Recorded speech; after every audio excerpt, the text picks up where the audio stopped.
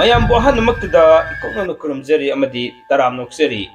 ꯄꯤꯀꯤ channel ꯄꯣꯊꯥꯃꯤꯅꯁꯤ ꯈꯪꯃꯤꯟꯅꯁꯤ channel ꯑꯁꯤꯅ ꯉꯁꯤꯁꯨ ꯑꯅꯧꯕ ꯇꯣꯄꯤꯛ ꯑꯃ ꯃꯌꯥꯝꯗ ꯈꯨꯗꯣꯜ ꯇꯝꯖꯒꯦ ꯉꯁꯤꯒꯤ ꯃꯌꯥꯝꯗ ꯈꯨꯗꯣꯜ ꯇꯝꯖꯒꯗꯧꯔꯤꯕ ꯇꯣꯄꯤꯛ ꯑꯁꯦ ꯉꯁꯤꯒꯤ ꯅꯨꯃꯤꯠ ꯑꯁꯤꯒ ꯌꯥꯝꯅ ꯃꯔꯤ ꯂꯩꯅꯕ ꯇꯣꯄꯤꯛ ꯑꯃꯅꯤ ꯑꯗꯨꯒ ꯑꯩꯈꯣꯏ ꯇꯨꯡꯂꯝꯆꯠꯇ ꯈꯪꯍꯧꯒꯗꯕ ꯑꯃꯗꯤ ꯈꯪꯃꯤꯟꯅꯕꯗ ꯀꯥꯟꯅꯒꯗꯕ ꯇꯣꯄꯤꯛ ꯑꯃꯒꯤ ꯃꯅꯨꯡ ꯆꯟꯅ ngasi ase lamtagi ahanba thangje numit chahi khudingi lamtagi ahanba thangje numit se miyamna yamna kinaba abidi saroi khangma numit oibna maram oraga aki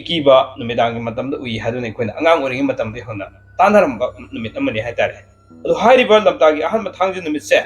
sida aikoina ayambana lamdong mari phangba mafam singda saroi khangbugi sanabi malai hairiba lamtagi thangje numit sida ꯀꯔꯤꯒꯤꯗꯃꯛꯇ ꯁꯥꯔꯣꯏ ꯈꯥꯡꯕꯒꯤ ꯆꯠꯅꯕꯤꯁꯤ ꯇꯧꯅꯔꯝꯃꯤꯕꯅꯣ ꯑꯃꯗꯤ ꯍꯧꯖꯤꯛ ꯐꯥꯎꯕ ꯀꯔꯤꯒꯤꯗꯃꯛ ꯇꯧꯔꯤꯕꯅꯣ ꯂꯣꯏꯅꯅ ꯀꯔꯝꯕ ꯃꯇꯝꯗꯒꯤ ꯍꯥꯏꯔꯤꯕ ꯁꯥꯔꯣꯏ ꯈꯥꯡꯕ ꯃꯇꯝꯁꯦ ꯍꯧꯔꯛꯈꯤꯕꯅꯣ ꯍꯥꯏꯕꯗꯨꯒꯤ ꯁꯝꯂꯞꯄ ꯋꯥꯔꯤ ꯑꯃ ꯉꯁꯤꯗꯤ ꯃꯤꯌꯥꯝꯗ ꯈꯨꯗꯣꯜ ꯇꯝꯖꯒꯦ ꯈꯪꯃꯤꯟꯅꯁꯤ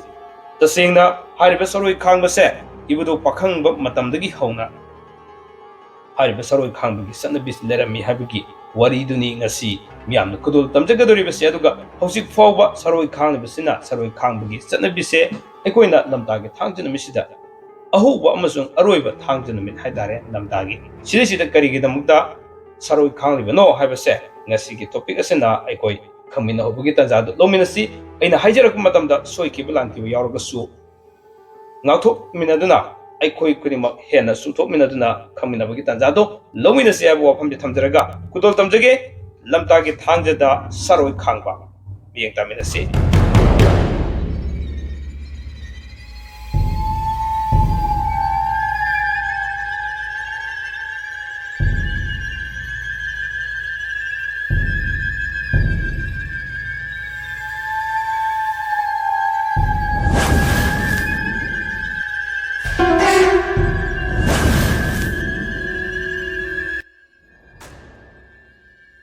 ngasi lamtagi thangjagi saroi khangbagi wari ase thamjadringai mangoinana ahan mamakta daikoina saroi khangbase karino habese hana maktang ekoi khaminabgi tanjado lomina hopsi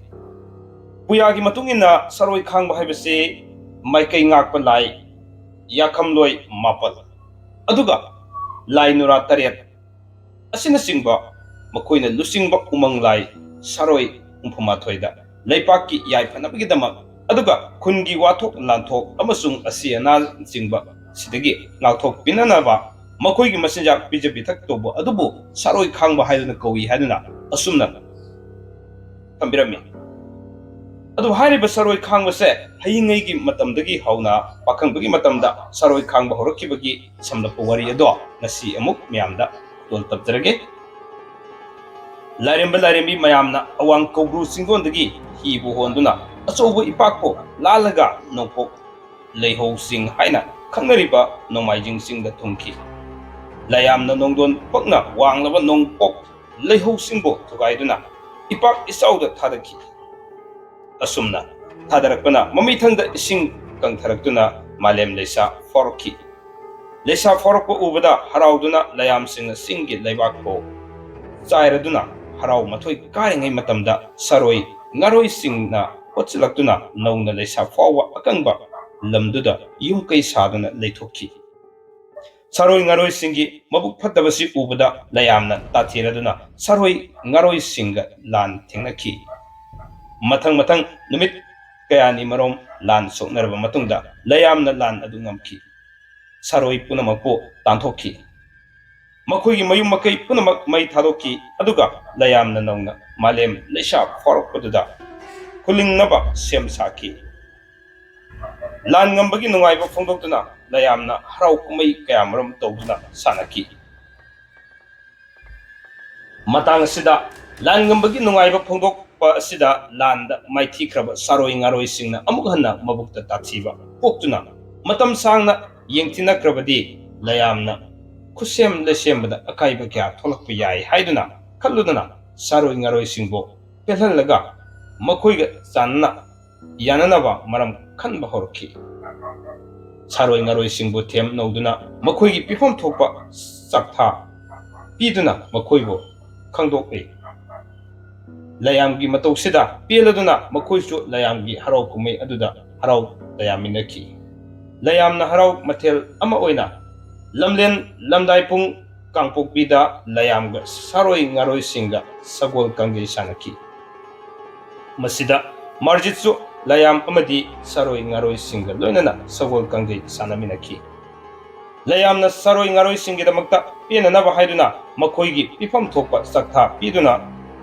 khangdokkiba asidagi hauraduna lamtagi ahanba thangja amasung aroiba thangja sida saroi khangbugi tharomase hojik fawba sathaduna laklibani matang asidai koina khangba yabadi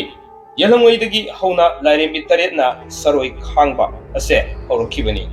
saroi khangkiba lairembi taret adugi maming amasung paigidaba polamsing ado amuk panjarake ahanba lairemina haibok leima monsangpi kawi mahakna mai paigadabani aduga lanhambung leima homaibi mahakna thang paigadabani amasung ani subada leigadabani ahum suba lairembi sina nongmaibung leima imoyuni mahakna tem paigadabani loinana mari subada langjing leima imoyuni mahakna athenpot paigadabani manga subada singa leima lalhaibi mahakna yam paigadabani pisum leima safabi mahakna ising fu paigadabani habidi ising safu paigadabani aroiba taret suba lairembi sina liwa leima tengol saibi kawi mahakna paya amasung singmit paigadabani hairiba lairembi taret ase matamdudagi hauna lairembi sing asina habidi lairembi taret asina saroi khangkibase mana paikiba adugumna hauchik sodumak lamtagi thangjada saroi khang matamda lairembi taret saduna habidi haibok leima monsangbi lalhai habidi lalhambung leima homaibi aduga nongmaibung leima imoinu langjing leima imoinu aduga singa leima lanhaibi pisum leima safabi liwa leima tengol saibi hariba lairembi taret ase hojik fawba makoigi saktam lawduna saroi khangbase pangthoknari lairembi taretna khawang nongpok noksupta leibak suk uba laigi penanaba layamsing amadi saroi ngaroi singidamak khangi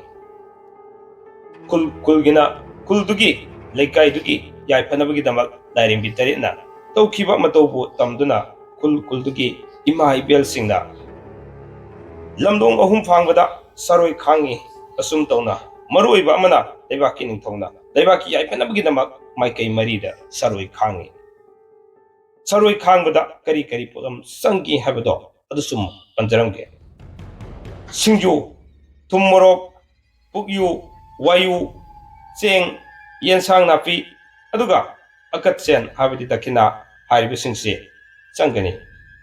hariba singse hojik fawba lekai gi amasung khulgi oina saroi khangbase mato asumna matamdudagi hauna chanarakpase ngasi fawba domak sanaduna laklibani